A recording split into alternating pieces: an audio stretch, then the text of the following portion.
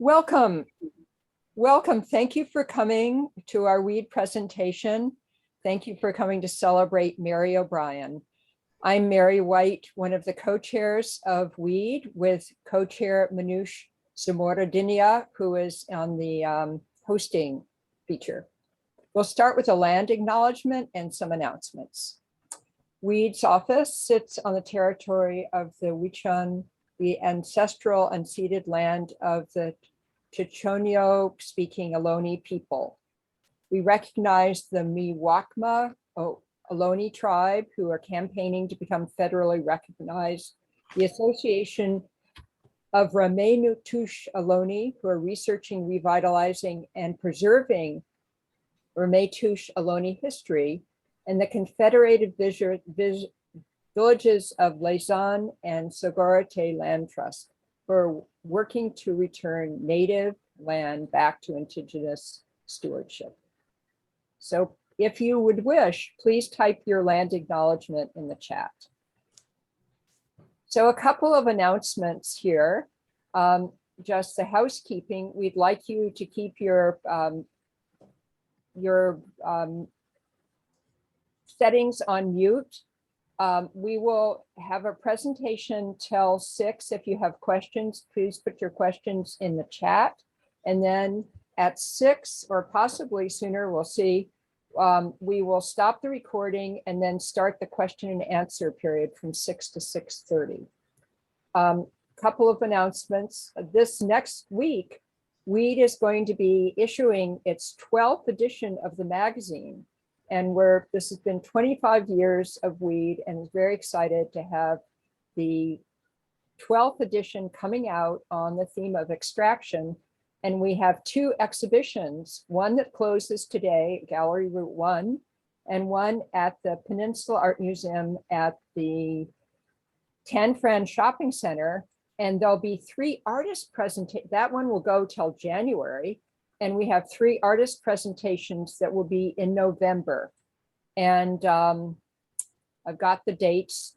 They're going to be November 3rd, November 9th, and November 15th in the evening. So check our website for the announcement of the times and our newsletter. If you would like to be on the newsletter, please let us know. And then most important, Weed's mission is to expand our global network of women activists, artists, and we're fundraising to develop and upgrade our web platform to meet the needs of our international cohorts. And we are launching a 25-year Weed campaign of $25,000. So if you'd like to contribute to this cause, which is really important because the website needs to be fixed and has threatened to go down, and we've got a beautiful archive of extraordinary pioneering artists, then please donate on our website or donate if you can send a check to the Weed office. So I'd like to thank our hardworking organizing team, Manoush, who's our host, Sharon Siskin, vice chair, and Christina Bertia, secretary, who's organized this event. So with no further ado, I'll introduce Manoush, who will be introducing Mary. Hi, everyone. Thank you so much for coming. I think this is a good time, even it's rainy, but I think this is a good time to get together and hear Mary O'Brien is a dear friend, a wonderful artist that I learned more about her work when I met her at while I was at resident affiliate artist at Headland Center for the Arts. She was a resident affiliate for 3 years, and so we sometimes hang out and talked about the work and collaboration that she was doing with her partner. And I think this is wonderful. Thank you, Christina, to Bertea, to create these art and activism series that we can hear voice from a lot of women artists who have been working in this field. And now maybe we get this platform for them to share what they have done these years. And I think I hope we're going to record it and we're going to share it. It's going to be available to everybody. And we hope that really this helps to bring a lot of voices, especially women identified, and specifically think about how we can change the world by bringing all these artists' works. I didn't start with my acknowledgement land because I'm also from Ohlone land, and but I put it in the under my rename my name so you can see that. But thank you so much, Mary, for joining us and sharing your work. And without further ado, let's listen to Mary O'Brien. Thank you. Thank you. I'm going to share my screen right now. But before I do, I'll just say that I am speaking to you from the ancestral and unceded lands of the coastal Miwok people. And so here we go.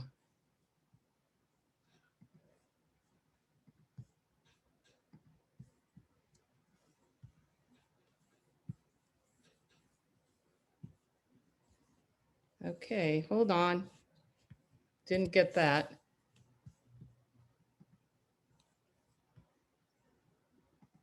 Good, we see it. There we go. Good. Okay, you're all there. Thank you. I'm an artist, a writer, and a poet, and my work is community-based and community-focused. And throughout this presentation, I'll share with you some of the projects I've created and collaborated on. You also see excerpts from my essays and poems on the screen. I'll read a few of those, a couple of those excerpts, not a whole essay, but these are inspired by the projects and the lands and the communities where they occur. I've done a lot of different kinds of creative endeavors in my life. I moved to the West Coast from my Midwestern upbringing to pursue a master's in environmental communications. Eventually, I made my way to San Francisco, where I founded the first women-owned film production studio. I started creating visual art after studying at UC Berkeley's studio art practice program. All along, I kept writing for museums and nonprofits, for businesses, and for myself. I studied botany as a hobby. I have spent weeks every year on a canoe or a kayak living in the wilderness since I was a teen. But what I'm doing right now is the very best of my former endeavors because it relies on and pulls together these many different paths. I work on public domain lands. I chronicle history and their communities. I started creating visual art to fill a need to express myself in ways that my writing wasn't. Now, these sculptures are from several different series I called Political Say. From top left, series 86 Jobs Americans Don't Want. Body Count Babies is to the right, and the lower ones from a large series that I call Want and Waste. With narrative sculpture, I was able to editorialize in a way. And here's some more. These are from a large series called Love of the Game. It's a comment on what seems like endless wars in our country. Like every 20 years, we join a new war. These ceramic sculptures are functional toys, if you will. But quickly, I tired of the consumptive nature of the work. I looked to find a way to express myself and my strong beliefs that our relationships with our world was going in the wrong direction. I was very much aware of what we were doing to our own environment. I actually grew up with these kinds of environmental hazards. It's hard to believe because none of us consider ourselves that old, but these are the things we were dealing with. They were beginning to become normalized. Were the 1970s the beginning of environmentalism? Maybe not, but the first Earth Day was founded as an environmental teach-in. It affected my life greatly, and it set a distant goal in my mind of what I could do about what was happening to our Earth. Eventually came some legislated remedies. I decided to follow that movement and get a degree in political science. On my way to law school, I decided I could have a more personal power as a creative thinker, as an activist. At the same time, the land artists, Smithson, Terrell, DeMaria, Heiser, all men, were making their marks literally. They carved their art into the earth with abandon. Their works are still around today and are just as incredible as they were when they were created.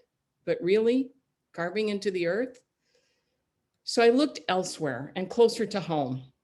I began by volunteering on a project to save one of the last flowing creeks in San Francisco. This is the Slais Creek in the Bayview area. I had dragged my kayak to its murky waters often and felt the need to stay in to have a say in what would become of it. And at a community meeting, I met Daniel McCormick, who was working as a designer on the restoration of the creek. Dan and I stayed involved with the project. We wrote grants, we negotiated with the Port of San Francisco, the State Coastal Conservancy, and with loads of volunteers and neighbors. We turned an abandoned concrete dump into a public water access in the southern part of the city. And actually, this is the Slais Creek today. And every one of those buckeyes, the ones that don't have any leaves, and then there's also an Slais cherry, which is a kind of an oak tree that we planted with all these neighbors. And that was about 30 years ago. So I subscribe to a different definition of environmental art. It's the ecological nature of the possibilities that engage me, the opportunity to interact directly with the environment. I subscribe to an approach that allows the possibilities of place to take the lead. And as residents, builders, and especially artists, we follow that lead and let nature take over. So Daniel and I work as remedial artists with people that live near our project sites. Remedial works, art that works with natural systems, are meant to activate citizens and communities to become more involved in the lands and natural infrastructure surrounding their homes. Through their active participation, they become stewards in their own public lands. I don't subscribe to the tropes of nature caught up with us, or you're not going to beat Mother Nature, or that nature is out to get us. I actually heard those statements from a planning director. We are the ones that are causing this. And I believe that we need to fix them. And that takes great openness to the physical world that we live in. It always seems more complicated than we think. History is important here. Here's one example I've been thinking about for about 50 years. The image on the left is Lake Michigan. It's during the Great Alewife die-off in the 1960s. As a kid, I swam in that lake all summer long. I actually know I have a friend here today will recognize this, who grew up in the same area. The lake then was a cloudish brown-green color, and that's what I thought the Great Lakes looked like. The saltwater alewives came in through the channels that connected the Atlantic Ocean to the Great Lakes for a shipping route. It started in the 1870s, but the solution to the die-off was somewhat of a biological imperialism. An aquatic non-native species, mussels, were introduced, and they ate the alewives' food. Okay, good enough for that. But then they brought the Pacific Chinook salmon in to the Midwestern lakes. Well, they ate the alewives. Okay, problem solved. But the twist is that they also ate the prized whitefish and lake trout. And you can ask any Midwesterner to this day which fish they'd rather catch and eat. And I guarantee it's not going to be a Pacific salmon, as much as we pride them in the West here. Now, these actions and the resulting chain reactions are big decisions made at high levels where politicians, scientists, and special interest groups have an outside say. It's engineering for commerce versus the environment. This is where I believe artists can have an outside effect. We can peel back the real cost these political decisions have on all of us. I believe we need to start thinking as individuals, and our efforts and each one of us can, in essence, affect a drop in the bucket, because that's all it will be, is a drop. But what if everybody put a drop in the bucket to create a little bit of balance on their patch of the earth? It takes a tremendous amount of research to study, to become what Helen Mayer and Newton Harrison characterized as deeply informed artist, working in a manner that can heal our lands and waters. Now here's a scientist though that gets it. I met Wes Jackson at a writers' conference 35 years ago, and his words permanently changed my life outlook. He's a plant geneticist and founder of the Land Institute in Salina, Kansas, with a focus on one area, developing perennial agriculture, specifically a perennial wheat called kernza.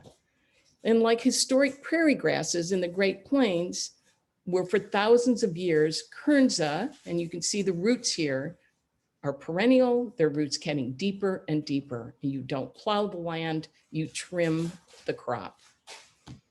When you let a perennial agriculture take over, the benefits are huge. The plant's roots stay in the ground, they hold the soil, and they run deep into the aquifer. So remember the saying, think globally, act locally? But Wes sees it as think locally, act locally. And that's what he means by consulting the genius of place. Wes also reminds us, if your life's work is done before you die, you're not thinking big enough. And Wes is close to 90 now, and he's been doing this for 50 years. He has come out with the kernza wheat. And during the pandemic, my baking foray was using kernza rather than flour to see. I tried the sourdough thing and I couldn't get it going. So we cooked with kernza quite a bit. Now I'd like to show you some of the projects that this kind of thinking inspired. The community-based project that follow the science. I'm not going to go into too much detail about our research, but I'd like to show you some of our recent works accompanied by a small selection of my writing that were inspired by the communities where we work. The research goes into the writing, and then the art brings it all full circle. Sky Opening is an ongoing project in lower northern Michigan. It is a place that was thoroughly logged in the 1850s, and then again, and then again. And after 30-year growth cycles, red and white pines were planted in tree plantations. They were almost always destined to be telephone poles. Here's the Civilian Conservation Corps in the 1930s planting saplings 6 feet apart, as long as their stride, in perfectly straight rows. And the line from my essay, an aging tree plantation is a mysterious place, a living outdoor warehouse masquerading as nature. And here's why I say that. Here's the plantation that we worked in to do this project. It's a lifeless tree farm. No birds, no small animals, no forage, silent. It truly was. It feels like a woods, it feels like a forest, but it's not.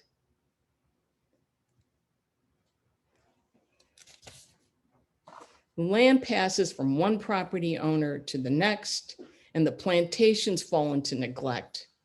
There are plots like this all over the north. Limbs and whole trees are coming down. The sky is a distant slit. Very little light gets down to the canopy, and even on this old logging road. These trees are still just 6 feet apart, planted about 50 years ago. They're 90 feet tall. They completely aged out of their value as a product. So they're not worth anything even as lumber, or so we thought. This is the same section of the plantation after we cut our sculpture Sky Opening. We used the trees, cut the canopies off, made this sculpture that's an entry. We used the fact that there was a logging road there so we could get even more width. And it was a way to bring light and wind and rain into this plantation.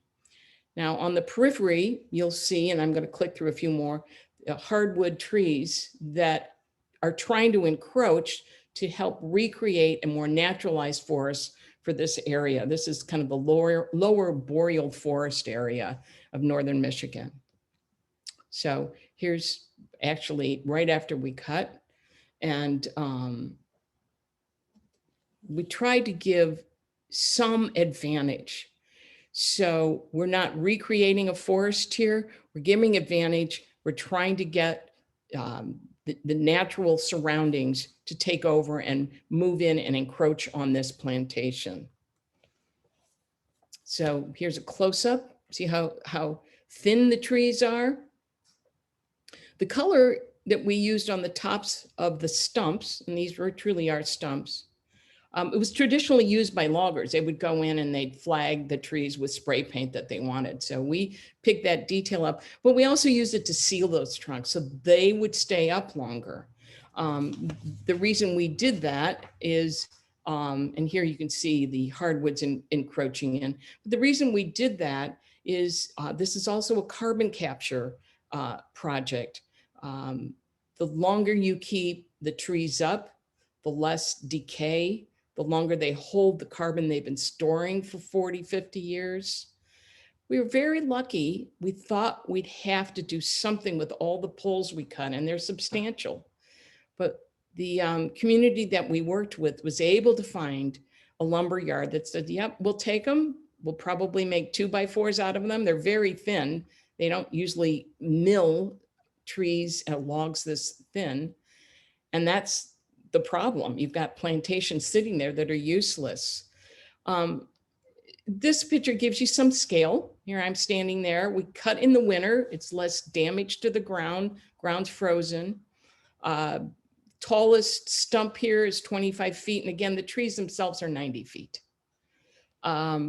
But the power of community is what drove us through on this project. Being in an area that we're not used to winters, we're not used to working in winters. And, you know, everybody had a hand in this. It was very rewarding. And here you can see what we're working for. You can see the hardwood trees in the upper left. They will now be able to get their seeds, get their cones, you know, different means of reproduction into that spot and help regenerate. And the academy that owns this land is going to continue to do these kinds of projects throughout. They cut holes basically in the plantation, and that's what helps regenerate rather than wholesale logging. I'm going to talk about another project. We don't often get into tree planting, and I've personally planted trees in my life that were a big mistake. So you're careful when you plant trees. But the chance to reclaim land that is literally washing away brought us to the end of land in the Gulf of Mexico and the Mississippi River Delta.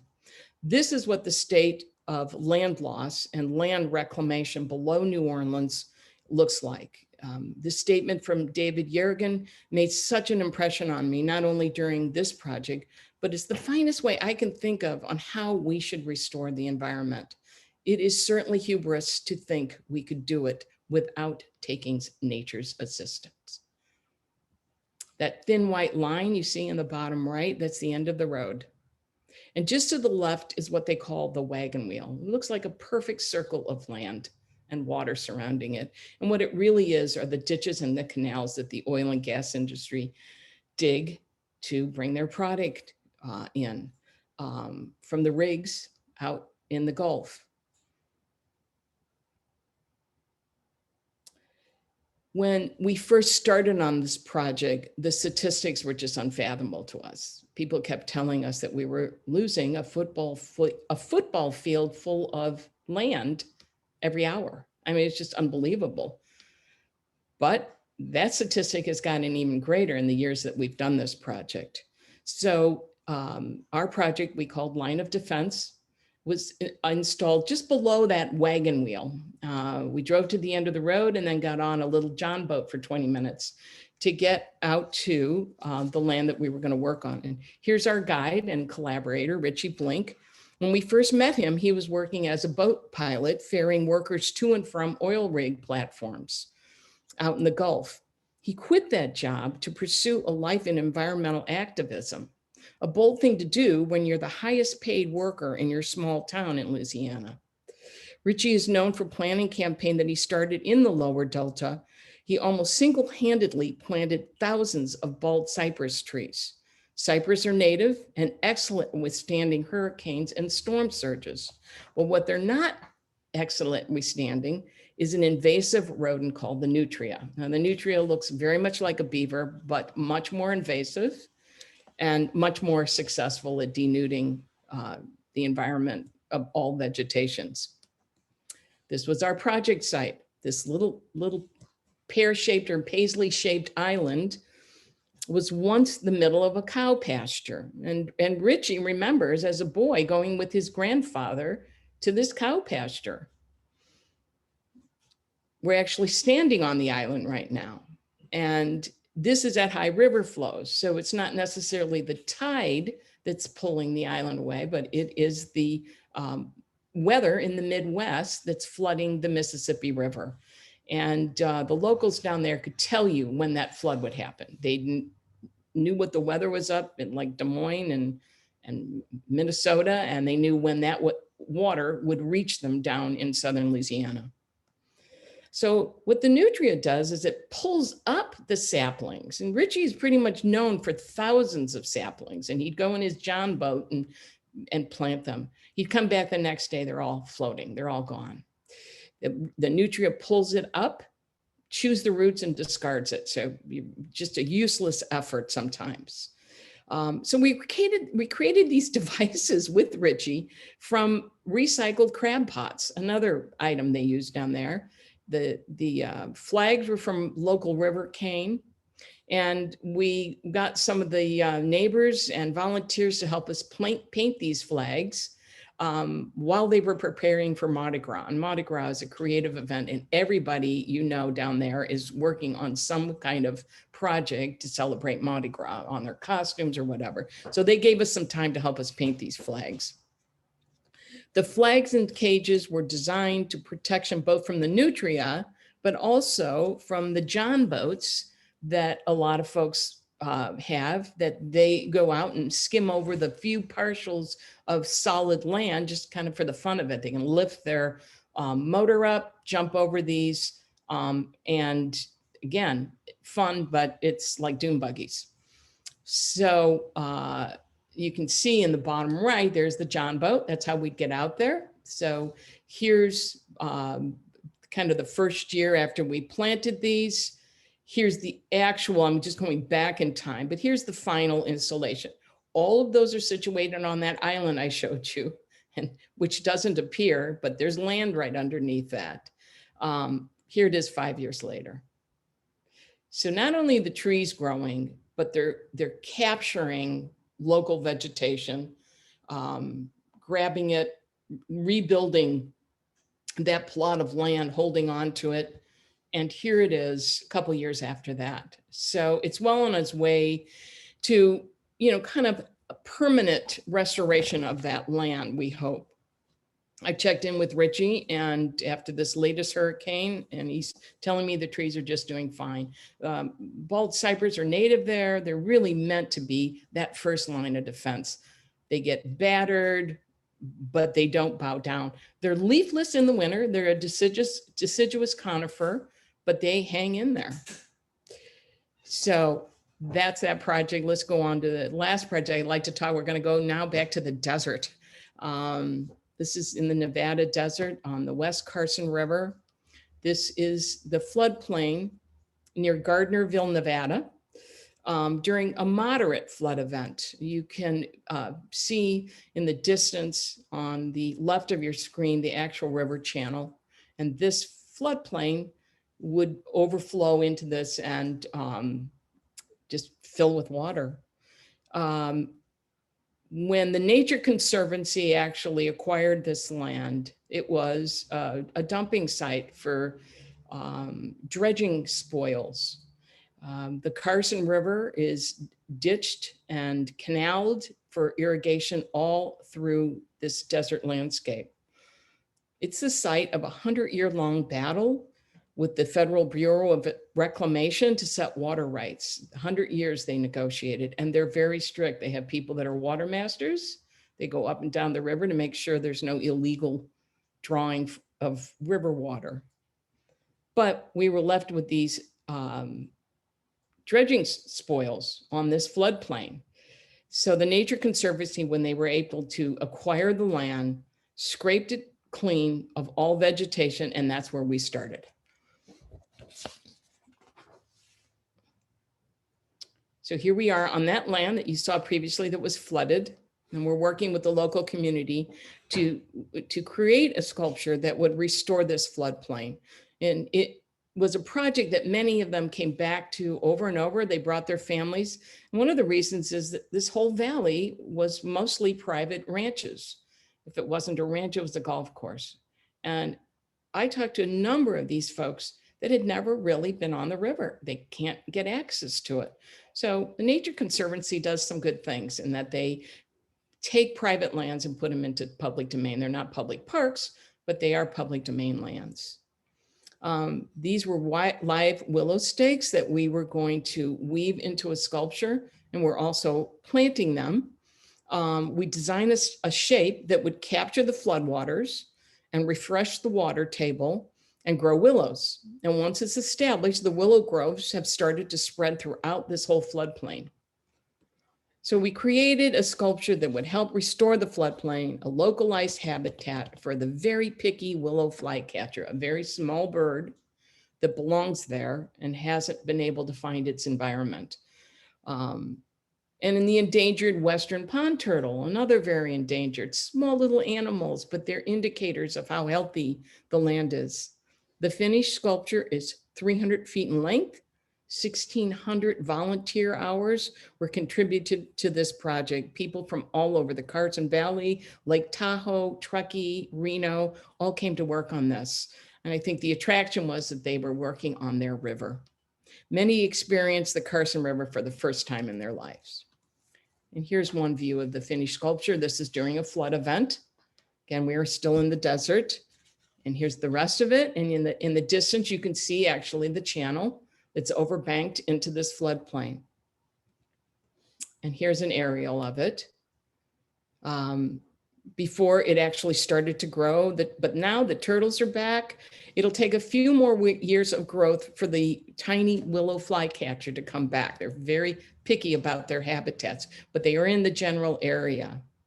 Now, here's the river again in what is an atmospheric river event. Somebody asked me about this earlier, what's an atmospheric river? When it crosses the Sierras, it is, as hopefully it is now, we're almost at the end of it, aren't we? We're hoping. We've had a couple of days of real good rain. The snow falls, and when it gets on this side of the Sierras, it rains again because they're down at a lower elevation. So here's the valley. Most of it you can see underwater. It's the perfect place to flood. It's ranches and golf courses and the Nature Conservancy's parcel. So you can actually see the sculpture here in the kind of the middle of the screen. It's almost above water. There's a white path that leads to it, if you all can see that. And so when the water recedes, this will have filled with silt. The willows will keep growing, and they are now spreading down that long floodplain there and doing their thing. So for me, making an individual impact is understanding and working with local communities. Every piece we work with involves different kinds of people, but individuals have one thing in common. They want to know their lands in a more informed way. They want to be on their land. They want to recreate, they want to work on it, they take great pride in it. We often talk about environmental justice, and we try to design our projects to address this. We welcome all who are interested, and some are just curious. What's important to us is that the community leaves a project site with a sense of ownership. Public lands are truly our lands, and citizens need to become empowered enough to have a say in what happens on those lands. Think locally, act locally. What is the restoration going to look like? It can't be just left to the engineers and the scientists and the bureaucrats. But it takes a lot of time and interest to be a truly deeply informed artist. And I believe that artists should lead the way on this and should help communities determine what they want their lands restored to. I'm also an advocate for encouraging the default art world to take a deeper look at environmental art. It's time that we take our place among the other more lauded genres in the art world. And that is slowly starting to change because of organizations like WEED, putting our work out there for the world to see. Now, this is the Center for Art and Environment in Reno, Nevada. It's time for museums and galleries to take audience into our environment in more meaningful ways. I am currently working to curate and compile our archive for the Center of Art and Environment from our 32 years of documented projects. These will be available to researchers and artists around the world. As ephemeral as our work is, and it is indeed ephemeral, it is now documented, cataloged, and accessible to inspire others. The center will eventually have our entire catalog of work. I'm very proud of that. So that is our story, and that's my story. And I hope you have questions for me. I invite you to connect with me and to come and see my studio in Larkspur in Marin County, and you know how to reach me. So I think we are at question and answer time, and I know Manoush needs to get back in here, and I'll stop sharing. Is that right? Yep. Thank you so much, Mary, for such a beautiful presentation. And thank you, everyone, to being with us so far. So now this is a good time. Maybe if anyone has any question for Mary, you can. And I think we have the Mary O'Brien's email website in the chat. I can also put it again so you can find more about their projects. Mary White, maybe you can jump in for the questions, and maybe I'm going to stop recording for now, and then we can start the Q&A section. Is that a good time to do that? Yeah. Good. Okay. All right. So